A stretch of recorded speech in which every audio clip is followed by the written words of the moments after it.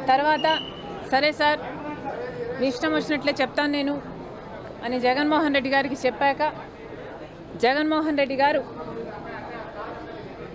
ఏం మాట్లాడాలో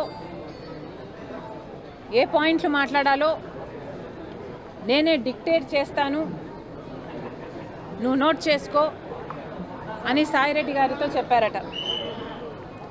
ఆ తర్వాత 40 నిమిషాల పైన జగన్మోహన్ రెడ్డి గారు ఏ పాయింట్ ఎలా చెప్పాలి అని 40 నిమిషాల పాటు జగన్మోహన్ రెడ్డి గారు డిక్టేట్ చేశారట.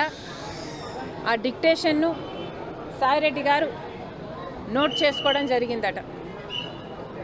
ఆ తర్వాత జగన్మోహన్ రెడ్డి గారు ఈరోజు రాత్రే 7 గంటలకి ప్రెస్ మీట్ పెట్టేయి అని చెప్పారట.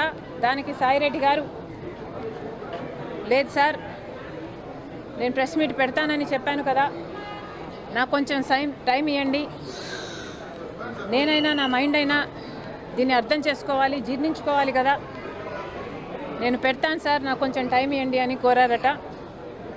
ఆ తర్వాత సాయిరెడ్డి గారు ఆ ప్రెస్ మీట్ పెట్టడం జరిగింది. ఇది సాయిరెడ్డి గారు ఎలా అయితే నాకు నరేట్ చేశారో అలాగే నేను మీకు నరేట్ చేయడం జరిగింది. దీంట్లో పొల్లంతా కూడా అబద్ధం లేదు, నేను యాడ్ చేసి చెప్పింది అంతకంటే లేదు. జగన్మోహన్ రెడ్డి గారి నైజం ఇది అని పూర్తిగా ఇప్పటికి నేను అర్థం చేసుకున్నాను. కాబట్టి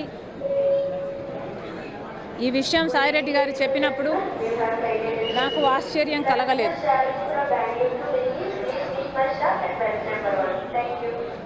కానీ సాయిరెడ్డి గారు ఇంత వివరంగా చెప్పేసరికి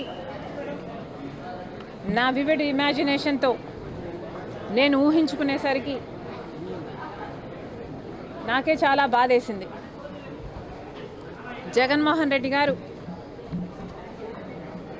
ఎంతలా దిగజారిపోయారు అని. జగన్మోహన్ రెడ్డి గారు